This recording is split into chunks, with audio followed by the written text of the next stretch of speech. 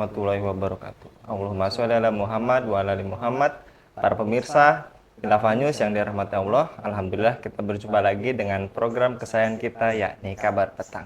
Kita akan membahas tema-tema terkini dengan narasumber terpercaya, tentu saja dari sudut pandang Islam. Inilah Kabar Petang selengkapnya.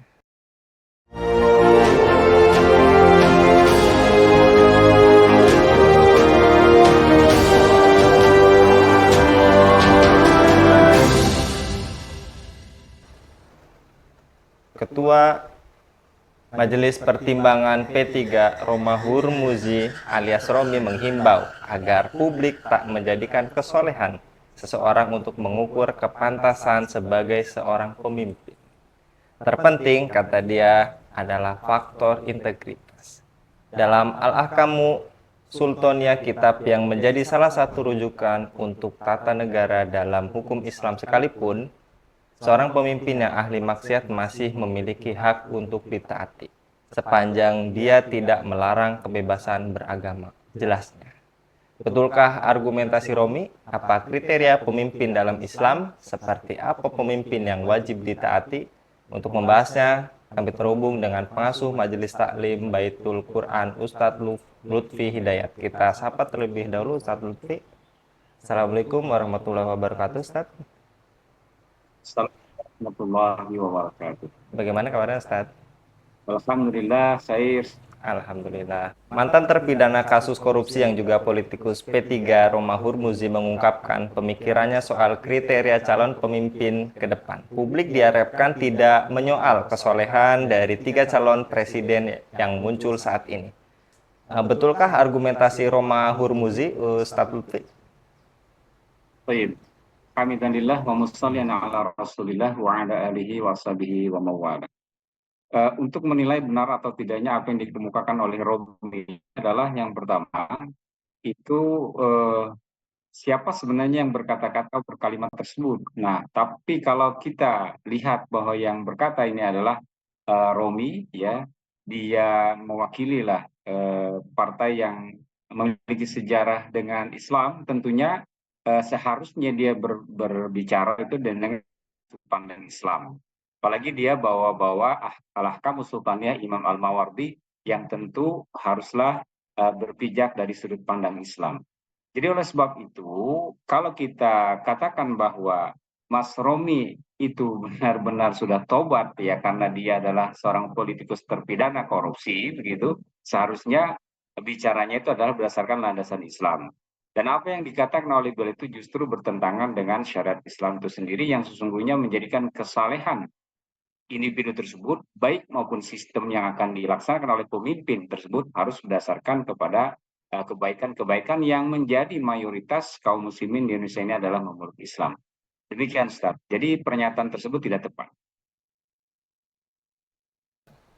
Jadi selanjutnya apakah dalam demokrasi ini kan elektabilitas jumlah capres yang telah dirilis ini ukurannya sebatas bermodalkan viral, populer, dan didukung kelompok kapitalis. Jika kondisi ini terus terjadi, apakah negeri ini sama saja dengan memupuk kejenuhan sosial yang berpotensi meledak bagai bom waktu saat sudah mencapai titik jenuhnya, Ustadz Lutfi?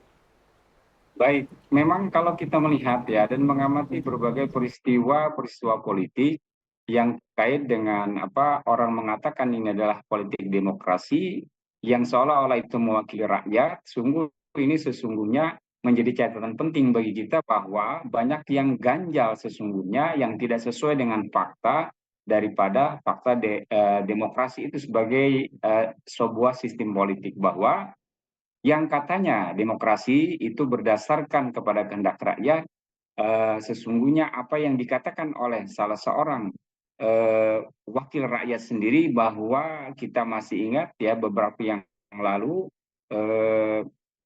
Bambang Pacul mengatakan bahwa mereka tidak mewakili rakyat begitu. Ini sebuah data begitu.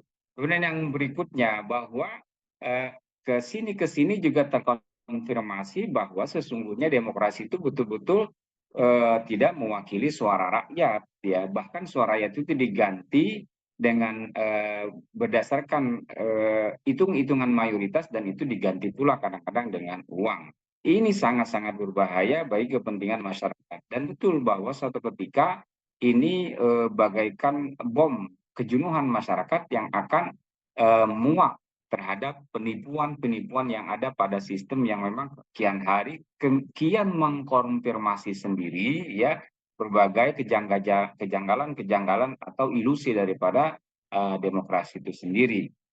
Jadi sesungguhnya pada akhirnya yang berkuasa adalah kapitalis. Oleh sebab itu sistem ini adalah lebih tepatnya adalah sistem kapitalisme, sistem orang-orang bermodal, sistem oligarki yang sesungguhnya membeli daripada suara rakyat.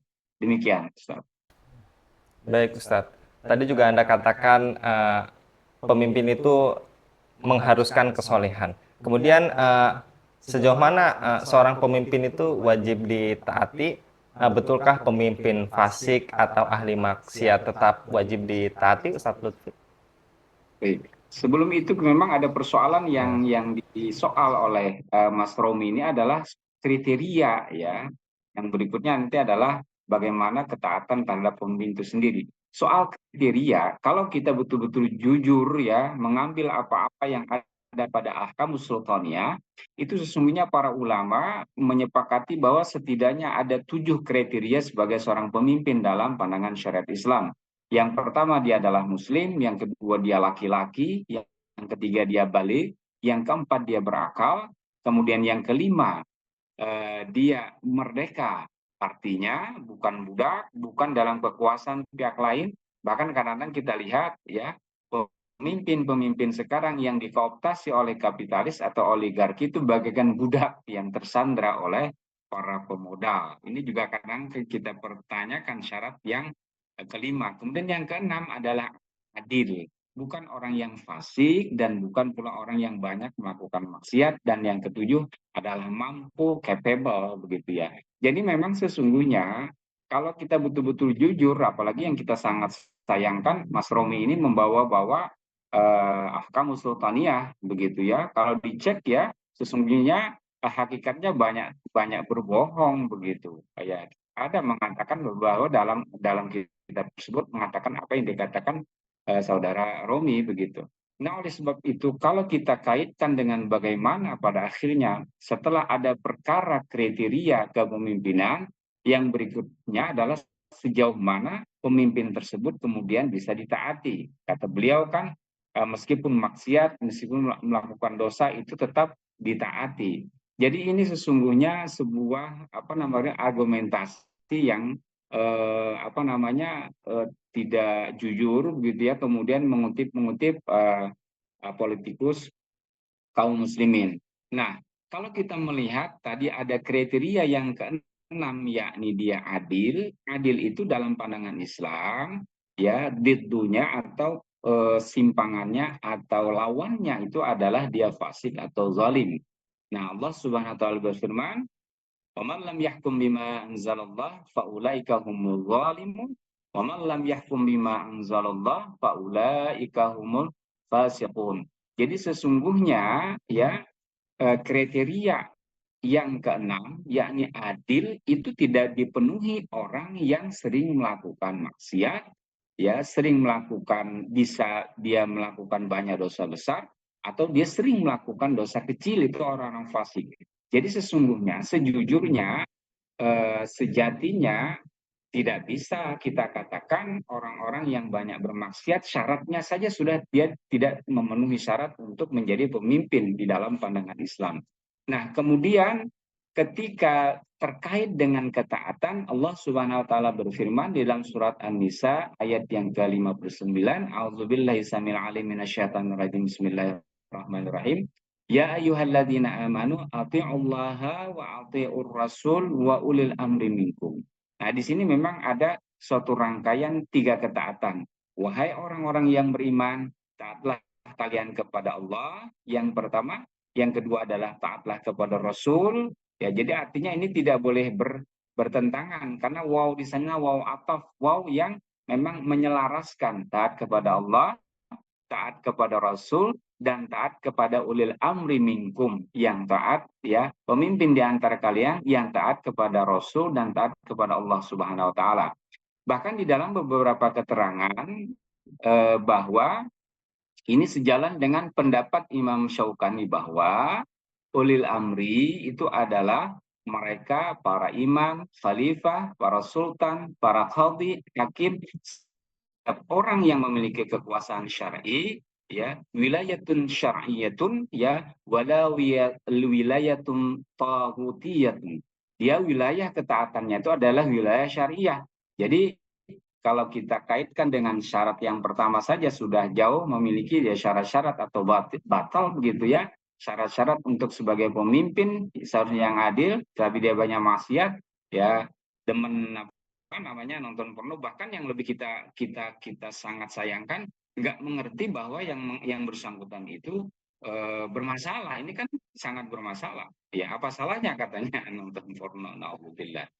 Ya, jadi ketaatan yang dimasukkan dalam berbagai penjelasan para ulama, berbagai penjelasan Al-Quran itu adalah ketaatan yang taat kepada Allah dan Rasulnya, bukan ketaatan kepada orang yang bermaksiat atau melaksanakan sistem yang bertentangan dengan Al-Quran dan Sunnah.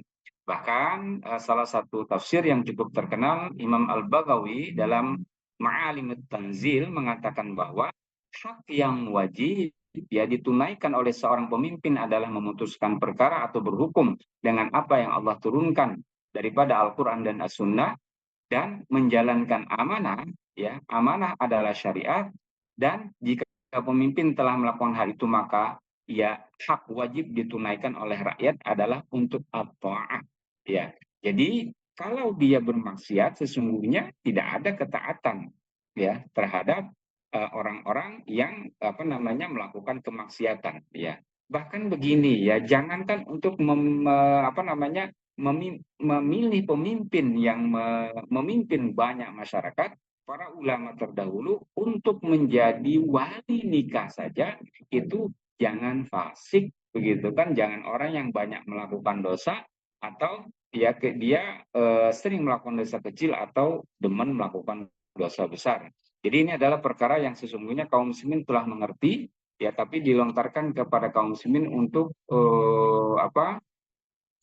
meragu-ragukan, mencampur adapkan perkara-perkara yang batil yang kadang-kadang disematkan kepada ulama-ulama seperti Ahkamus Sultaniyah Imam Al-Mawardi.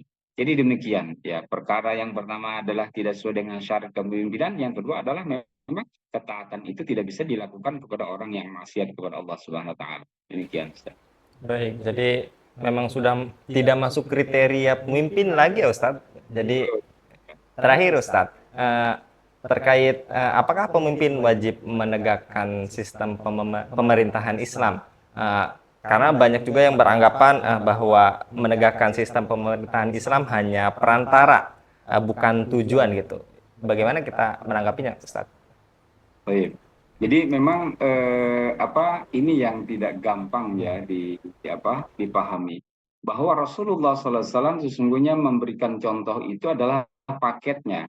Beliau adalah seorang pemimpin yang amanah, yang memiliki capable, kemudian juga para khulafaur rasyidin, dan yang kedua paket berikutnya adalah melaksanakan hukum-hukum yang diturunkan atau hukum-hukum Allah Subhanahu wa taala, baik dari kitabullah, bersumber dari kitabullah, maupun sunnah Rasulullah Sallallahu Alaihi Wasallam. Nah, ini kan upaya-upaya sekularisasi itu terus saja dilakukan ya, dan kenyataannya memang ya fakta saja, kita tidak usah banyak berdalil ya. Bagaimana mungkin kita melaksanakan keadilan yang hakiki, melaksanakan berbagai kesejahteraan itu tanpa dengan hukum-hukum Allah Subhanahu Wa Taala, apalagi kalau mengaku sebagai ahlu sunnah wal jamaah.